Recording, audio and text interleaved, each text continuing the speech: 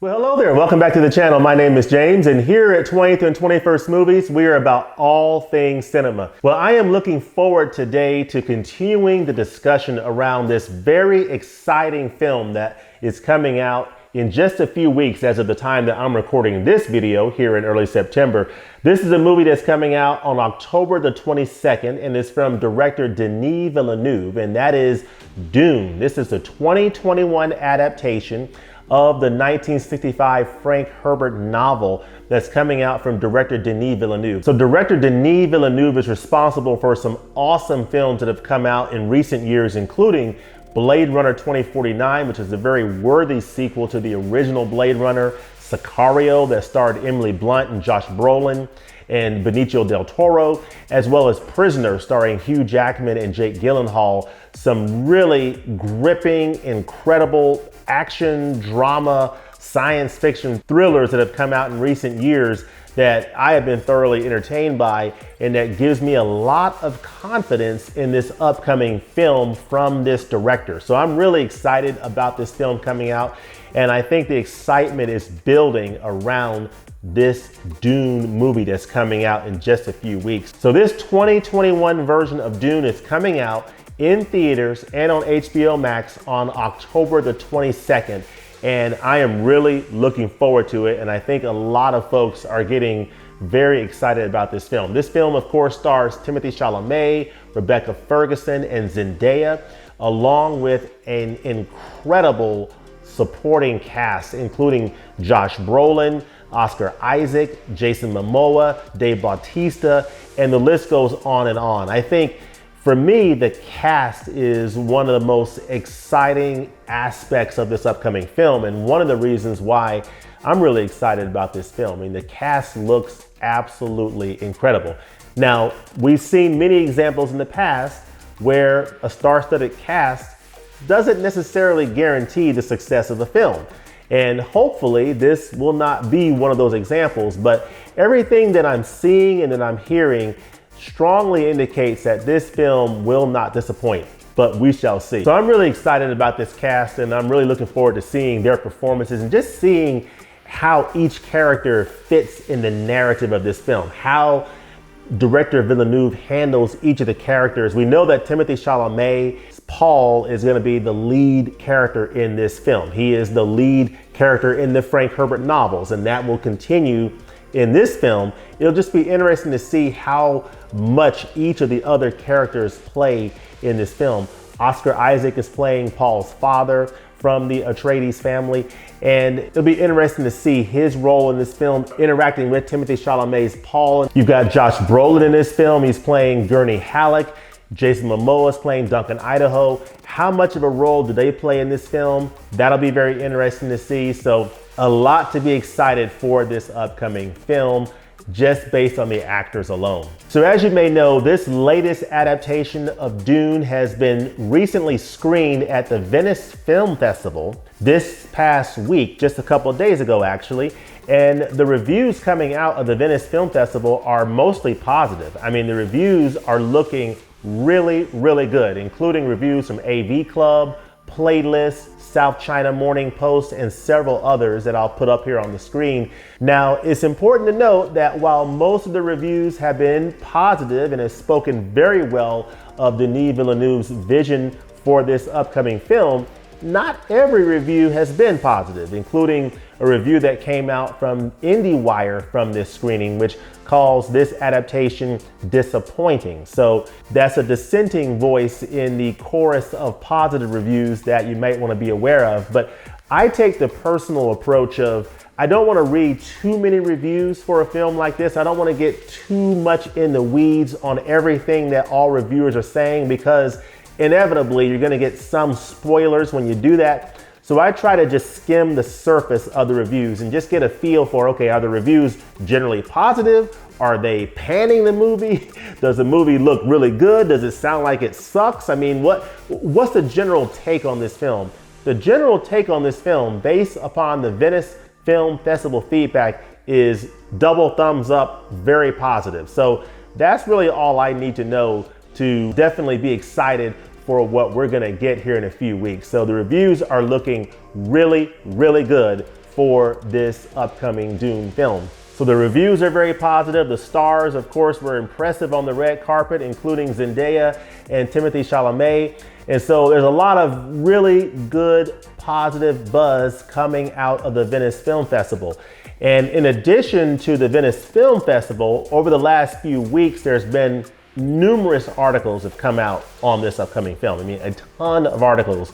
And I'll go over some of them today in this video, including a recent article that talks about the recently released Dune Image Gallery. This is an article from Bloody Disgusting, and it says Dune Image Gallery opens up with nearly 50 shots from the film ahead of next month's release. So I'll put a few of those pics up here now that show the costume design, the art direction, the topography of Arrakis, and so many different aspects of the film. You see all the stars. You see a lot of the major stars, obviously Timothée Chalamet, Zendaya, Rebecca Ferguson, Oscar Isaac, Josh Brolin in costume. You see, I believe Jason Mamoa is in a number of these shots. You'll see Dave Bautista.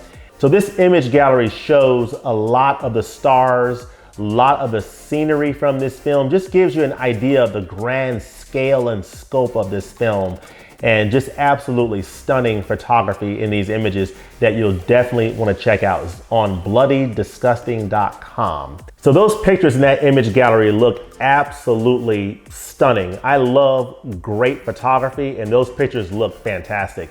There's also another article that I think is interesting that I saw from cinemablend.com that talks about, wait, how many days was Zendaya actually on the set of Dune? Zendaya, of course, plays Chani in this film. Chani appears in Timothée Chalamet's character, Paul. She appears in his dreams in this film. And so the question that they're raising here is, I think they hint that Zendaya was on set for this upcoming film about 3 to 4 days, which is enough time to shoot about 3 to 4 scenes. So this article seems to hint at the idea that Zendaya's role in this first film might be more limited, and her role will be expanded in the second film. And so the question is, how does her character Chani appear in this first film? Is she only going to be in his dream sequences in the first film? Maybe we don't see her until the very end, and her role is much bigger in the second film. What exactly is the extent of her role in this first film, I think, is something that we'll look forward to seeing when this film comes out in a few weeks. So this article from Cinema Blend talks a little bit about that. And then there's another article out there that's coming out of the Venice Film Festival screening, where Denis Villeneuve sat down for a few minutes in a Zoom call, and he answered several questions from the reporters. This is from joblo.com, and it's an article titled Denis Villeneuve Talks Dune After an Early Screening.